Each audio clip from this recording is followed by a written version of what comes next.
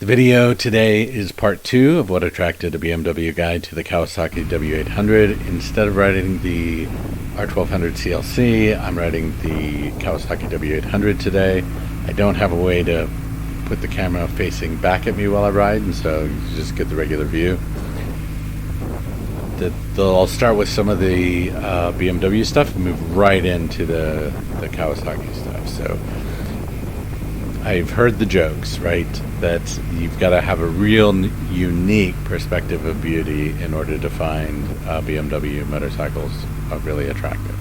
I think for the sport bike crowd, that's out the window, because I think the S1000RR M series especially appeals to so many riders. It's just an amazing, super fast motorcycle.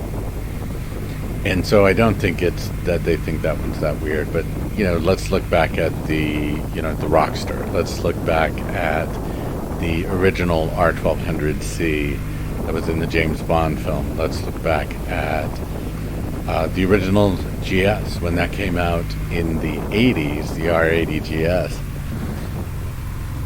Everybody thought it was the weirdest thing they'd ever seen, and no one had any idea that BMW would continue to set the gold standard for adventure bikes for the next decades to follow, and still setting it with the R1300 GS. So what brings a guy who has that weird sensibility to what is undeniably one of the most beautiful British twin looking retro motorcycles? And why didn't I go for something like the Triumph or another British brand? Royal Enfield started in Britain as well. Why didn't I go for the Interceptor? Why didn't I go for another retro flavor that's out there? The Gucci's got one. There's a lot of them out there. Why didn't I go for the R9T, for example? And there's a lot of reasons that go into that, and I'll just start right away. When I close my eyes and I think a parallel twin classic retro motorcycle, the Kawasaki W series does it better than any other brand out there. And you can disagree with me because it's an opinion, but for me, I close my eyes and I say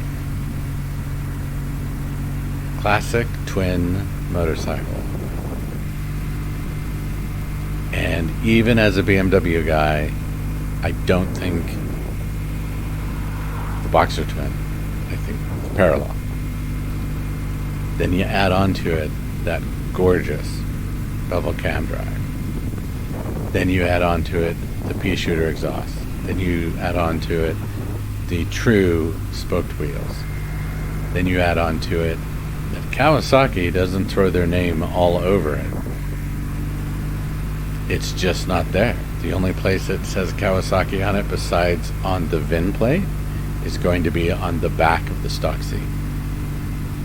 And it looks and sounds with that 360 degree crank perfectly like a 60s, maybe early 70s British twin.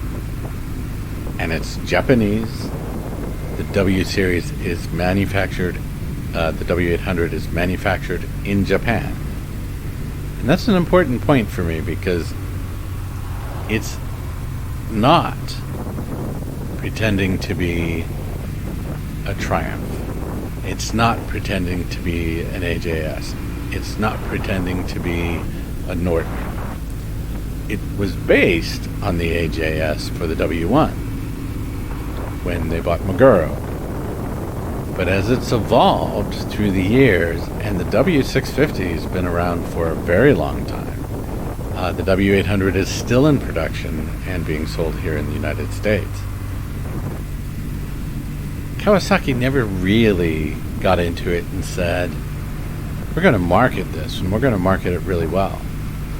And so that touches one of those BMW guy things, right? You can tell a BMW guy because He's wearing textile head to foot. He's got day glow something on, the high vis things going on.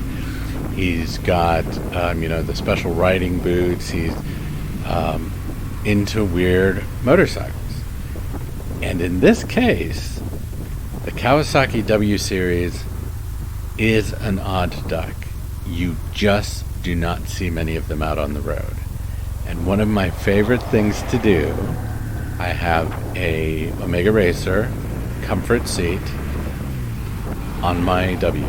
So it no longer says Kawasaki anywhere except on the VIN plate. And now I've got it stopped somewhere, and people are gathered around it trying to figure out what it is. I just watch for a while and listen.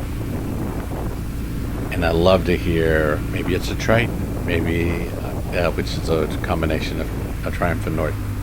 Maybe it's an AJS, maybe it's a BSA, maybe it's a, and then it's been resto modded, and they're trying to figure it out.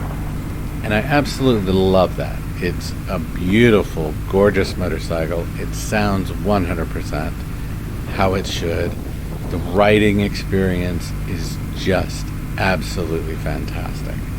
It's not like riding a modern motorcycle with the sounds. The 270 crank is like really familiar now.